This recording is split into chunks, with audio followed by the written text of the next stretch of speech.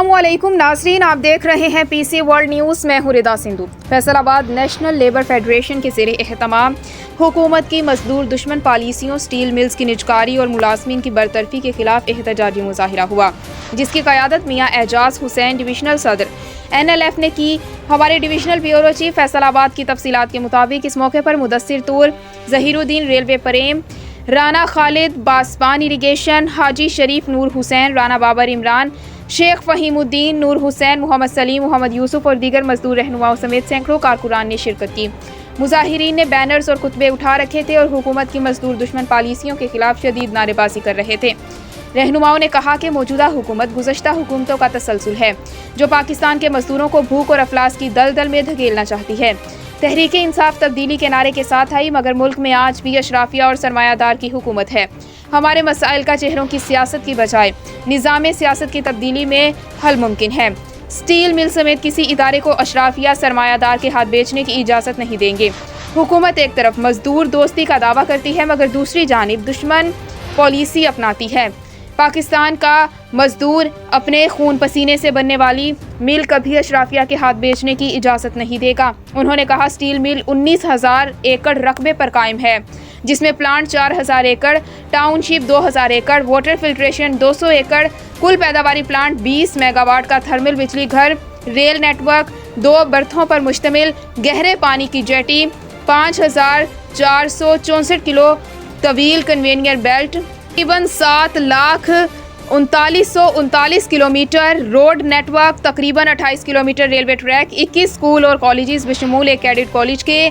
100 बिस्तरों पर मुश्तमिल हस्पताल, 8,000 से ज़ायद मुलाजमीन, जिसमें 4544 को बरतरफ कर दिया गया है। स्टील मिल को 2006 में इंडिया के एक कंपनी को औने पौने बेचने की कोशिश की थी और हमारे दुश्मन मुल्क इंडिया को इंतहाई हसास जगह पर बिठाने की कोशिश की थी, लेकिन अल्हम्दुलिल्लाह मुलाजमीन और सुप्रीम कोर्ट ने उनकी ये साजिश नाकाम बना दी थी और अब दोबारा ये साजिशी अनासिर इदारे को निजकारी या फिर लीजिंग के नाम पर बेचना चाहते हैं और मुल्क को एक बड़े दिफाई अहमियत के हामिल इदारे से महरूम करना चाहते हैं,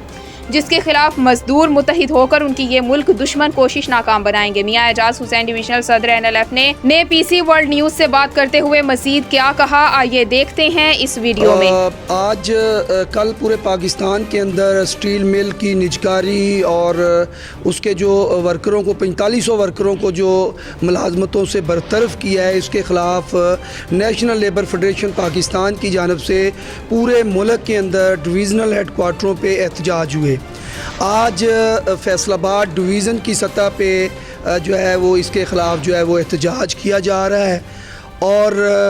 हमारा मौक़िफ़ ये है कि पाकिस्तान के अंदर इन 73 सालों के अंदर जितनी भी हुकूमतें आई हैं, उन्होंने मेहनत कशों का इस्तेहसाल किया है, उनको उनका जो जायज़ हक़ है उससे महरूम करके रखा हुआ है। लेकिन अफसोस का मकाम ये है कि जो लोग मज़दूर की बात करते थे, जो लाखों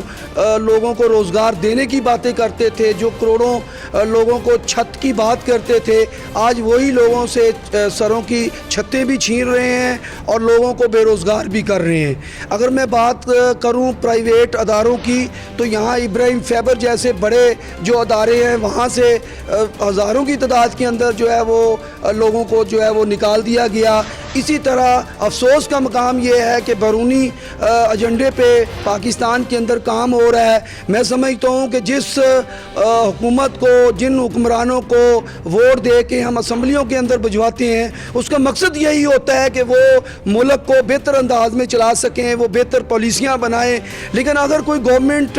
गुड गवर्नेंस नहीं दे सकती, अगर वो बेहतर पॉलिसियाँ नहीं ला सकती, तो मैं समझता हूँ कि उन हुक्मरानों को फिलफौर अपने जो है वो इस्तीफ़ा दे देना चाहिए। मैं इमरान खान साहब की बात करता हूँ तो इन्होंने स्टील मिल के गेट के ऊपर खड़े होकर ये कहा था कि मैं आपकी जो लड़ाई है वो लड़ूंगा, जब हम लोग तहरीक इंसाफ इक़्तिदार के अंदर आएगी तो हम आपके हकूक़ की लड़ाई लड़ेंगे, आपका हक आपको देंगे। लेकिन अफसोस का मकाम ये है कि वो जो कंटेनर पे खड़े होके बड़ी बड़ी बातें करते थे, बड़े बड़े दावे करते थे, आज उन्हीं के दौरे इक़्तिदार के अंदर आज स्टील मिल से 4500 वर्करों को जो है वो बरतरफ कर दिया गया है, जिसकी हम मजम्मत करते हैं। और मैं इस मौके पे ये कहना चाहता हूँ कि किसी सूरत पे भी हम जो कौमी अदारे हैं उनकी जो वो